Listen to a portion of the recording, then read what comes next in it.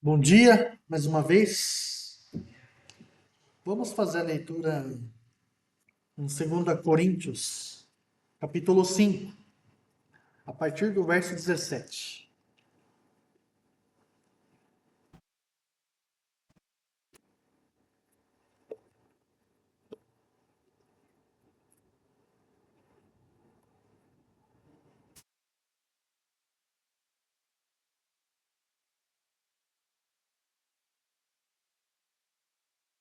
Segunda Coríntios, capítulo 5, versículo 17. Nós vamos ler até o versículo 21.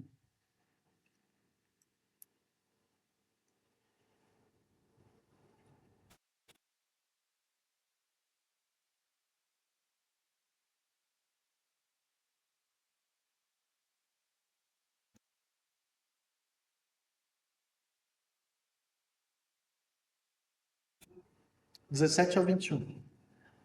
Diz o seguinte: Portanto, se alguém está em Cristo, é nova criação. As coisas antigas já passaram, e eis que surgiram coisas novas. Tudo isso provém de Deus, que nos reconciliou consigo mesmo por meio de Cristo e nos deu o ministério da reconciliação. Ou seja, que Deus em Cristo estava reconciliando consigo o mundo, não levando em conta os pecados dos homens, e nos confiou a mensagem da reconciliação. Portanto, somos embaixadores de Cristo, como se Deus estivesse fazendo o seu apelo por nosso intermédio. Por amor a Cristo, lhes suplicamos, reconciliem-se com Deus. Deus tornou pecado por nós aquele que não tinha pecado, para que nele nos tornássemos justiça de Deus.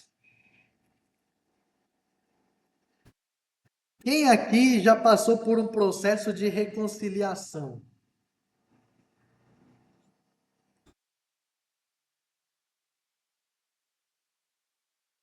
Quem aqui já passou por um momento, acredito que todo mundo, de você teve alguma briga, onde você teve alguma confusão, algum problema com alguma pessoa, e você precisou pedir perdão, você precisou perdoar, você precisou aceitar a pessoa com seus erros.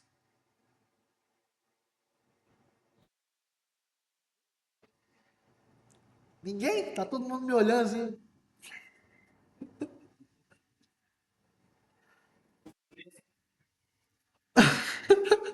Quem cala consente, né? Quem cala consente.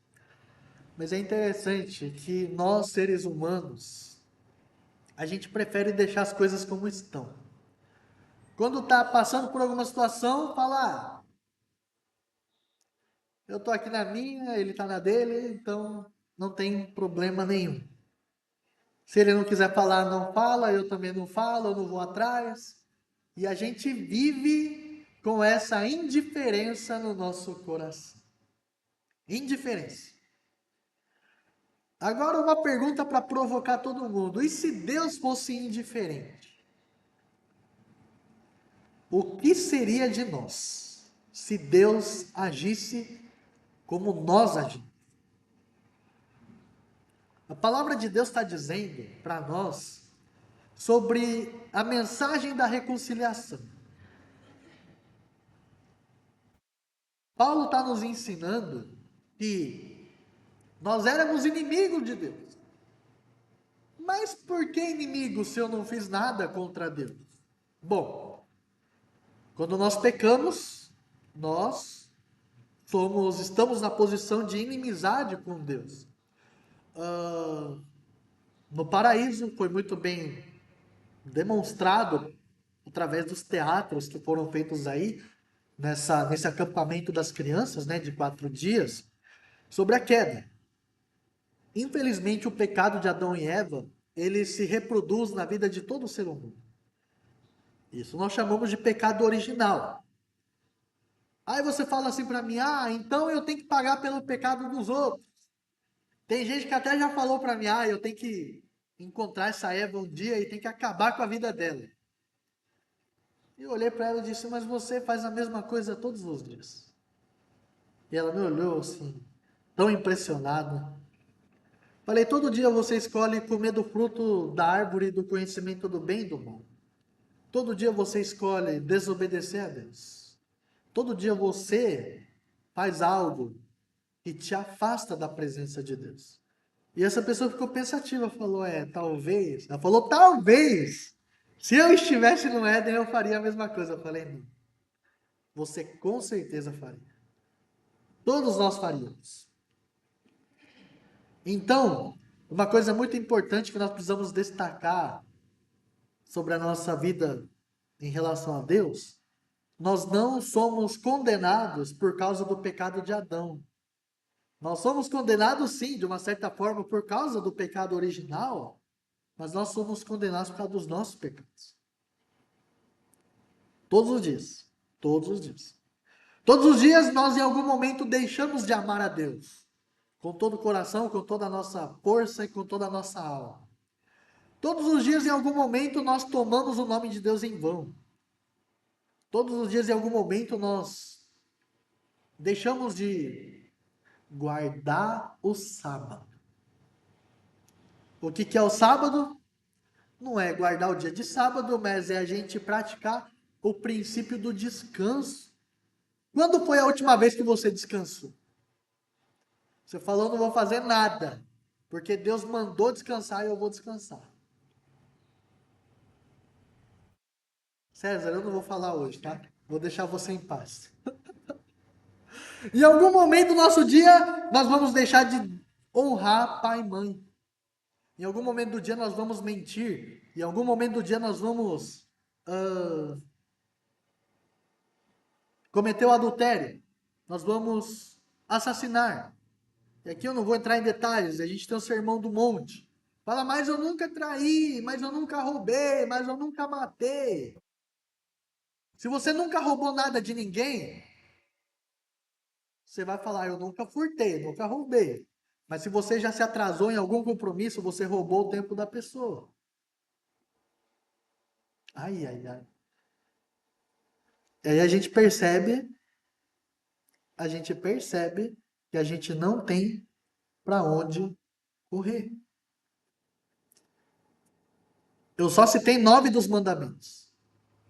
Ainda tem o 10º, que é o mandamento do não cobiçarás. Sabe qual que é o grande problema dos 9 mandamentos? É que a gente consegue esconder.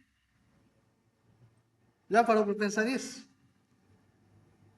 Entre amar a Deus, não fazer ídolos, não tomar o nome de Deus em vão e guardar o sábado, a gente consegue fingir que faz, né?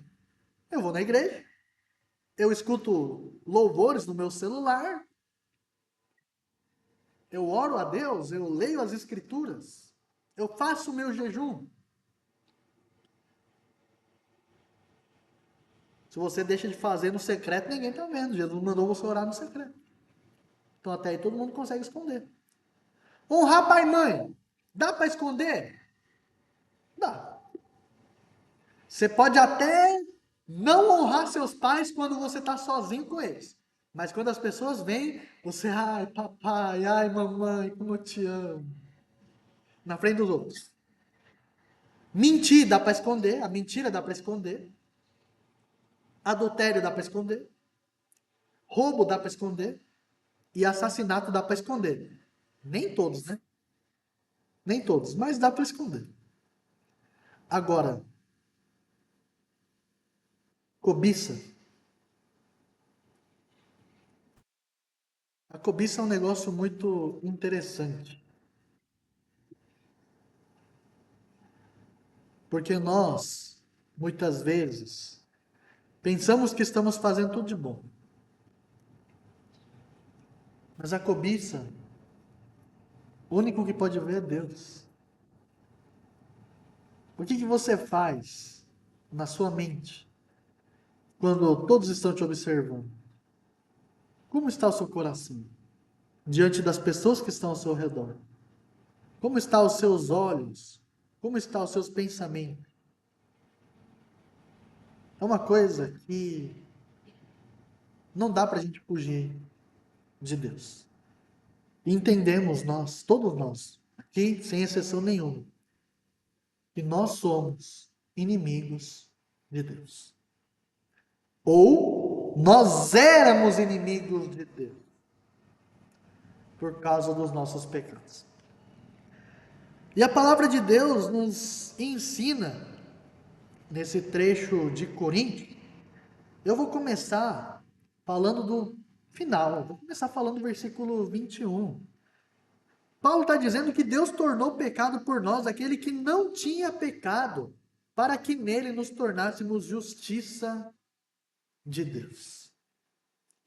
Deus nos reconciliou por meio do seu Filho Jesus. Deus nos reconciliou por meio do seu Filho Jesus. É interessante que Deus toma a responsabilidade para si mesmo, para resolver um problema que a gente tinha e que praticamente era um problema impagável, né? Se a gente for pensar no Antigo Testamento, antes da vinda de Cristo, o povo de Deus fazia sacrifícios de animais. Mas os sacrifícios não salvavam ninguém. Os sacrifícios era um símbolo daquilo que Jesus ia fazer, era uma representação daquilo que Jesus ia fazer por nós. Portanto, era algo provisório. Não era algo permanente, não era algo que ia mudar de fato a nossa vida. Por quê? A gente atribuía a culpa ao animal. A gente mentia e o animal era o culpado. A gente matava e o animal que era morto.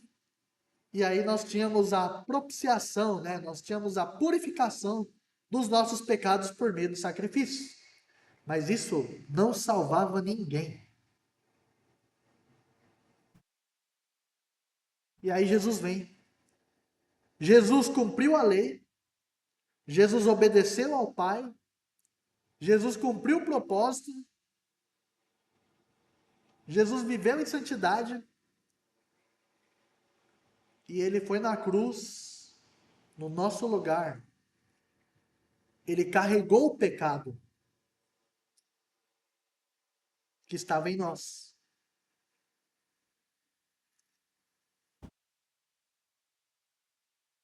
Nunca diga para as pessoas: Jesus morreu por você. Porque isso enfatiza que a pessoa é importante. Jesus morreu pelo pecado da humanidade. E nós somos os beneficiários. Jesus não morreu por mim porque eu sou bonitinho, porque eu sou legal, porque o meu penteado é diferente.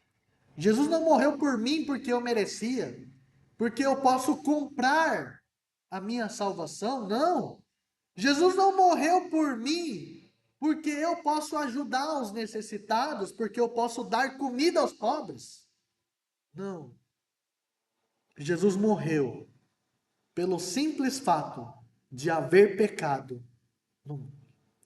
Jesus morreu pelos pecados da humanidade. Ele se fez pecador no lugar dos pecadores e ele se entregou como sacrifício perfeito para a obra de salvação. Somos reconciliados por Deus graças ao sacrifício de Jesus. Então, precisamos atribuir isso a Ele. Jesus salva, somente Jesus pode salvar. Jesus disse: eu sou o caminho, eu sou a verdade, eu sou a vida. Ninguém vem ao Pai a não ser por mim. Não existe outro caminho.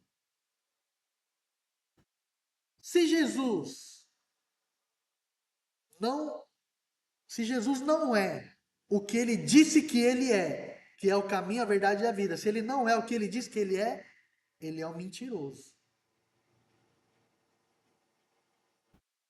Se Jesus não acredita no que ele disse, que ele é o caminho, a verdade e a vida, então ele é louco.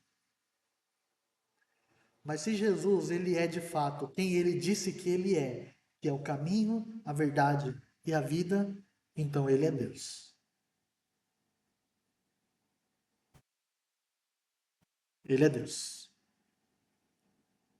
O próprio Deus habitou conosco, nos ensinou como nós devemos viver. E ele nos trouxe essa renovação por meio da sua morte e ressurreição. Somos reconciliados por Deus, por meio de seu Filho Jesus Cristo. Portanto, se alguém está em Cristo, é nova criatura. Portanto, se alguém está em Cristo, é nova criatura.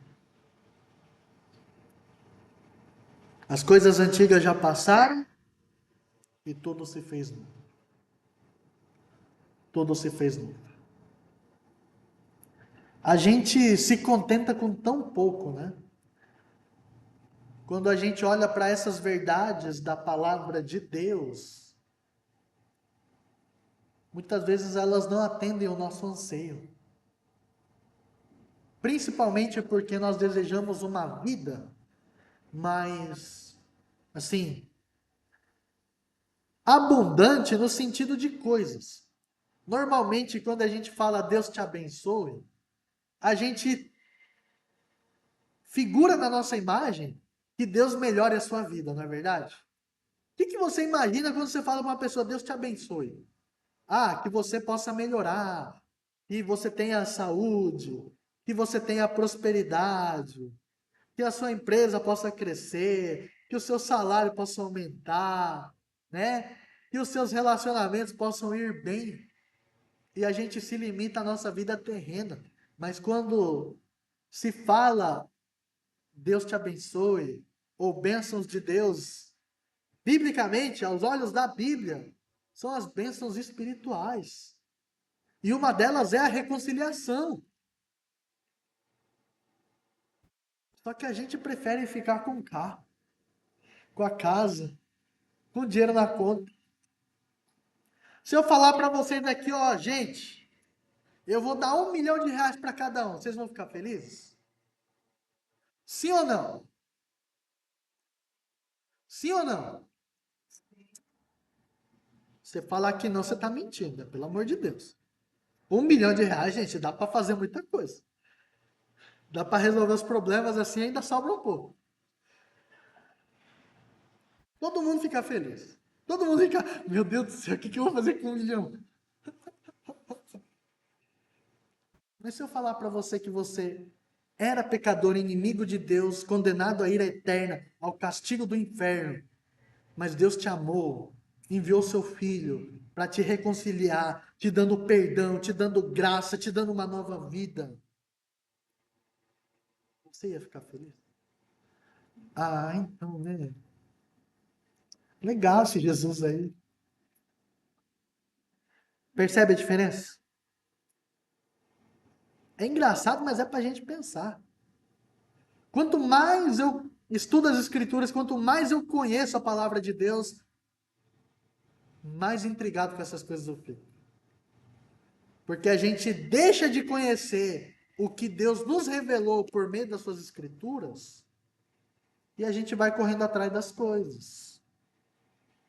Vai correndo atrás das coisas. Se você lê o boletim, você vai ver a reflexão desse mês que fala sobre eternidade. Que tudo na nossa vida é correr atrás do vento. E nós só vamos preencher o vazio que está no nosso coração com as coisas que são eternas. Então, aquele que está em Cristo é nova criação, uma nova criatura. As coisas antigas passaram e tudo se fez novo. O segundo aspecto que eu gostaria de trazer hoje é sobre o ministério da reconciliação. Deus nos deu a reconciliação por meio do seu Filho Jesus. Isso é um fato. Isso já aconteceu. O problema é que nós, seres humanos, nós somos tão medíocres, mas tão medíocres, que nós queremos atender a essa reconciliação através de uma vida religiosa. Ah, eu vou para a igreja e tá bom. Eu tenho a minha Bíblia em casa e ela fica lá na minha estante, aberta no Salmo 91. E tá sossegado, tá bom demais. As pessoas já estão vendo que eu sou cristão, que eu vou para a igreja e que eu tenho uma Bíblia. Ou muitas vezes a gente quer mostrar para os outros que a gente é bom. A gente quer fazer boas obras, a gente quer orar pelos outros, a gente quer fazer missões, a gente quer fazer grandes coisas, mas com a motivação errada. Por quê? Por causa da religiosidade. Religiosidade. E todos nós somos propensos a isso. Todos. Todo mundo acha que a nossa vida com Deus, a nossa vida de fé, é religião. E não é religião. Talvez ele se enquadra numa vida religiosa, assim, entrar numa instituição religiosa.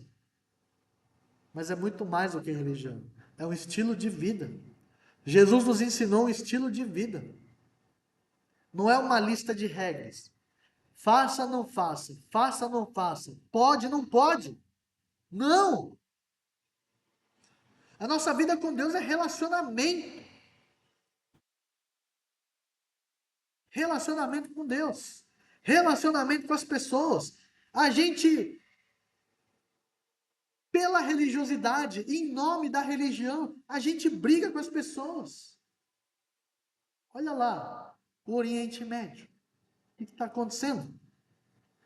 Ah, mas ali são pautas políticas. Tudo bem, mas tudo envolve o quê? O aspecto religioso. Nós somos o filho da promessa. Não, nós somos. É Abraão, é Isaac, não, é Ismael.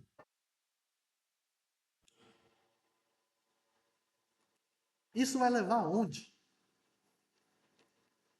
E se a gente trazer para o nosso contexto, ah, eu sou metodista, eu sou batista, eu sou presbiteriano, eu sou arminiano, eu sou calvinista, eu sou luterano,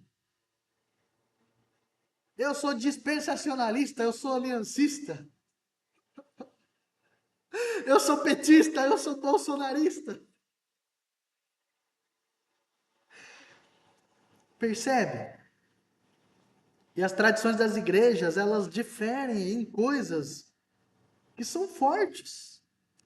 Mas a gente não pode diminuir os nossos irmãos na fé, porque nós cremos em coisas secundárias que são diferentes. Porque além de Deus nos dar a reconciliação, Deus nos dá o ministério da reconciliação. E ele está dizendo que é como se Deus estivesse fazendo o apelo para as pessoas por nosso meio.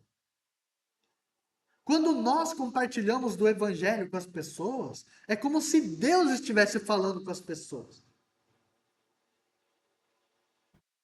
Quando a gente testemunha da nossa salvação para uma pessoa, é como se Deus estivesse falando: olhe o meu poder, e eu posso fazer igualmente na sua vida.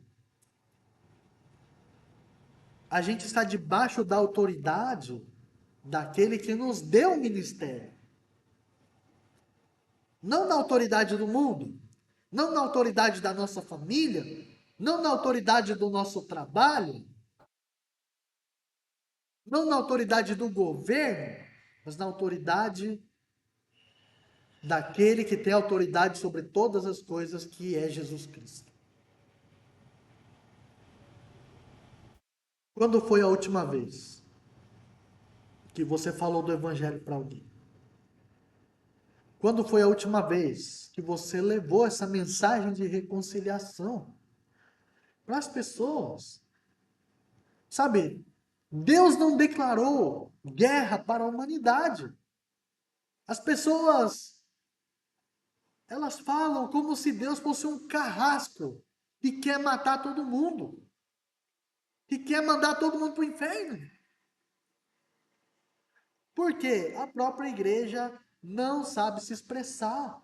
Ela só fala: você é pecador, você vai morrer, você vai para o inferno. E não sabe dar mensagem de esperança, da reconciliação. Precisamos falar do pecado. Precisamos falar de que nós somos inimigos de Deus. Mas precisamos terminar. Porque é boa notícia, não é má notícia. São as boas novas da salvação. As boas novas da salvação. Precisamos fazer a nossa parte. Não espere que as pedras falem no seu lugar. Você foi reconciliado com Deus. E glória a Deus por isso. Só que agora você tem uma tarefa. O problema é que a igreja moderna do século XXI, ela atribuiu tudo ao pastor.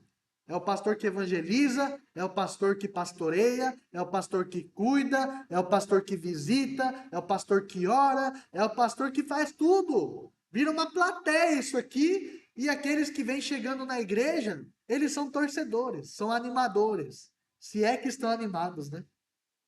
De ver todo o espetáculo.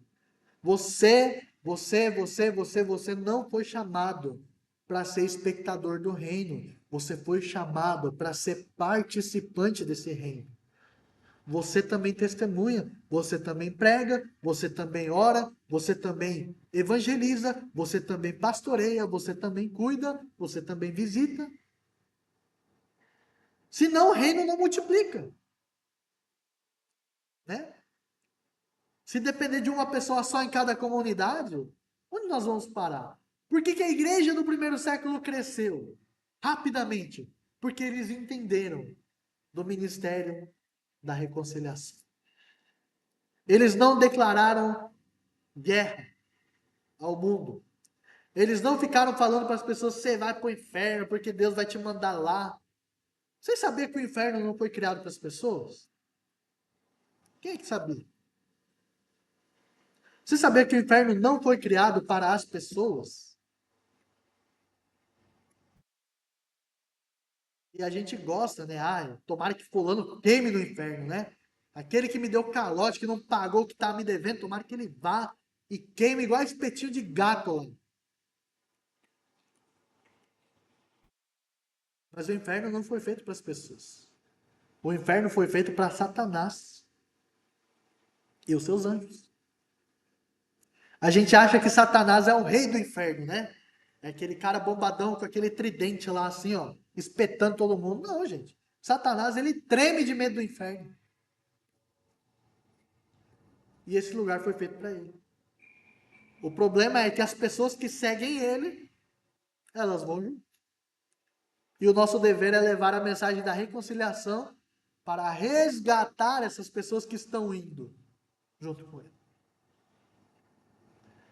Precisamos fazer a nossa parte.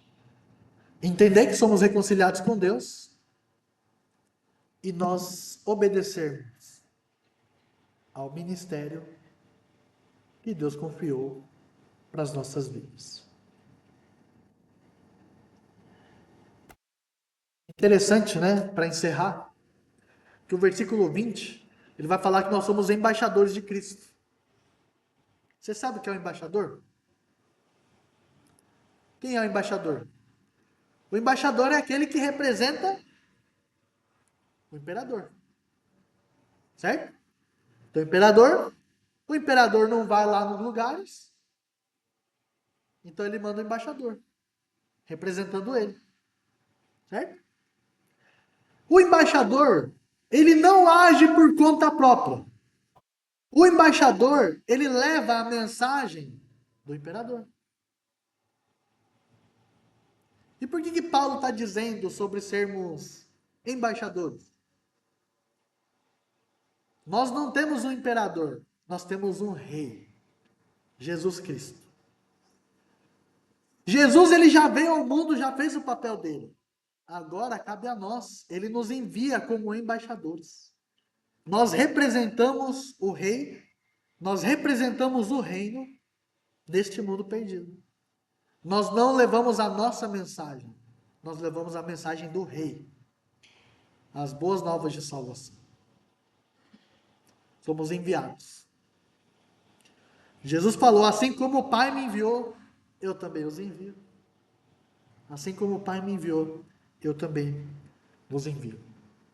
E mais uma vez, não para declarar guerra, para declarar paz. No Império Romano, quando Paulo estava escrevendo essa carta de Coríntios, o imperador tinha que mandar o embaixador para dentro do império, quando no império havia revoltas, revoltas armadas. E o embaixador era enviado para pacificar aquele lugar que estava revolto. Ou seja, nós somos enviados para apaziguar o mundo que está em caos e ruínas. Não vai ser fácil, não vai ser simples, vai ser arduoso, mas nós temos a graça daquele que venceu todas as coisas. Jesus está conosco. Ele prometeu que estaria conosco até o último dia das nossas vidas, até o fim dos tempos. Até o fim dos tempos. Então, que eu e você possamos crer, primeiramente, nas palavras do nosso Mestre. Possamos entender que somos reconciliados por meio do seu sacrifício. Somos agora uma nova criatura. Recebemos uma tarefa de levar essa reconciliação para as pessoas, porque somos embaixadores, chamados pelo reino do nosso Deus. Hein? Vamos nos levantar para a gente encerrar com uma oração.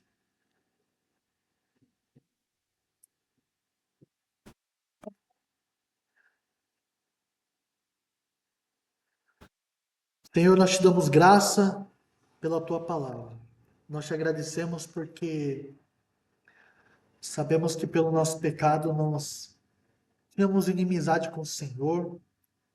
Muitas vezes nós nos inclinamos, planejamos e concretizamos a fazer o mal.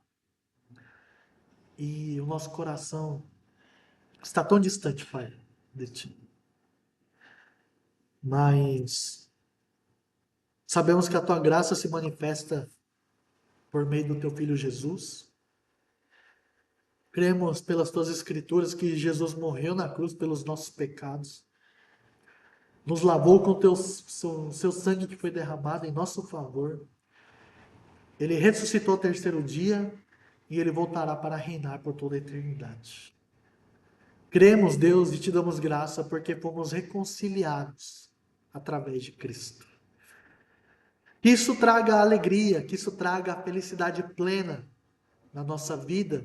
Não seja as coisas desse mundo, mas que a nossa salvação, a nossa herança com Cristo seja o nosso maior tesouro a ser desfrutado aqui nesta vida. Possamos viver, Pai, conforme essa nova criação que o Senhor estabelece por meio de Cristo em nós. Possamos obedecer ao chamado, Senhor, do ministério da reconciliação, possamos levar essa paz, possamos apaziguar este mundo caótico e perdido, Senhor, pela mensagem do teu evangelho, pela mensagem da cruz, pela mensagem da salvação, para que o teu nome, Pai, seja glorificado. Que o mundo possa te conhecer através de cada um de nós. Que possamos, assim, reconhecer e entender que nós somos embaixadores de Cristo. Que possamos vestir essa camisa, Senhor. E não sejamos mais espectadores do teu reino, mas sejamos participantes, Pai, dessa natureza divina que o Senhor coloca em nós. Nos ajude, nos dê graça, nos conduza, que o teu Espírito Santo se manifeste em nós, nos enchendo com a tua presença. Senhor, aqueça o nosso coração com a chama viva do teu Santo Espírito e possamos ir adiante, com os nossos olhos fitos no autor e o consumador da nossa fé, o nosso Senhor Jesus. Senhor, abençoe nossa semana, nossa rotina, as nossas atividades, seja os estudos, trabalhos, cada qual, Senhor, no seu contexto, na sua realidade. Abençoa os meus irmãos, coloque as tuas mãos sobre aqueles que estão necessitando de alguma forma de ajuda, de socorro, que o Senhor possa suprir nossas necessidades, sejam financeiras, sejam sentimentais, sejam de relacionamento, seja de amizades, seja, Senhor, de entendimento, e a tua presença possa ser plena em todos nós. E oramos mais uma vez pelos enfermos também, que o Senhor se compadeça dos nossos irmãos, que o Senhor possa visitá-los nesta manhã, concedendo cura, restauração e renovo. Para a honra e glória do teu santo nome. Nos dê um domingo na tua presença, entregamos nossas vidas, consagrando as tuas mãos, e que possamos desfrutar da tua graça em nós, todos os dias. Oramos agradecidos em nome de Jesus. Amém. Que a graça do nosso Senhor Jesus Cristo, o grande amor do Pai, a comunhão e a presença do Espírito Santo esteja com vocês hoje para sempre. Amém. Amém. E amém.